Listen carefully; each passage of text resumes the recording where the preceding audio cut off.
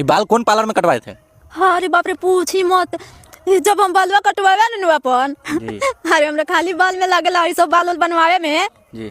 महीना में मतलब 7-8 हजार रुपया खर्चा लागेला। जवाना कलर के लगनी उठालाली, जवाना कलर के लगनी उठालाली, ओही रे कलरवा के ओही रे कलरवा के रंग चंदन डाली। लाले लाले होठावा पे नजर न डाल चंदन, हम तो मंटुए के जान हई रे। लाले लाले होठावा पे नजर न डाल चंदन, हम तो मंटुए के जान हई रे।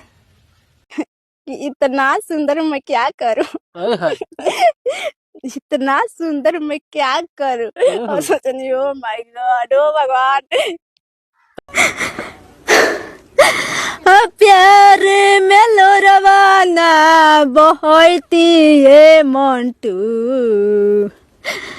प्यार में लो रवाना बहती है मंटू, जनती त दिलओ ना लगती है मंटू, सिंघले जिंदगिया हम बितती है मंटू।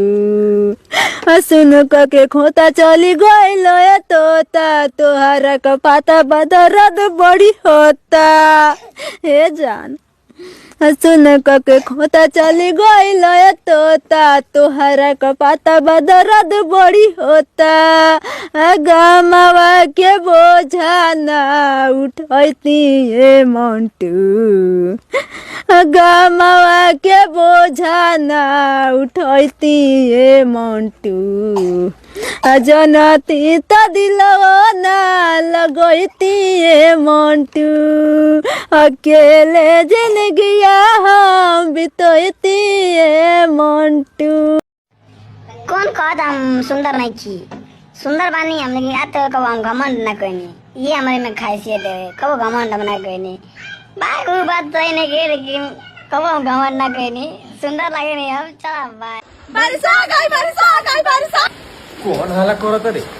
बारिश आ गई, बारिश आ गई। हेलो ठंडा लग जाओ, लुका जा, ठंडा लग जाओ, लुका जा। दजरा वो दारू पी के मरता रहा था, जा मैं के तवे नहीं खाया। ले पकड़ बैग, निकल जा। जब माइके वाले तो खाए के दही है ना, अब दोबारा भोसड़ी वाले तो निकल, चल निकल। रोम रोम भाई। कड़वा है मगर सच है, गर्लफ्रेंड को छूना तो सब चाहते हैं और पत्नी सबको साथी साबित चाहिए। बारे भड़ुआ हुआ। अच्छा, कुंवार में 10 गो यार रख बोलो, शादी के बाद पति चाहिए राम। वाह रे, छी छी छी छी छी छी नरियो। प्यारी समझ गई।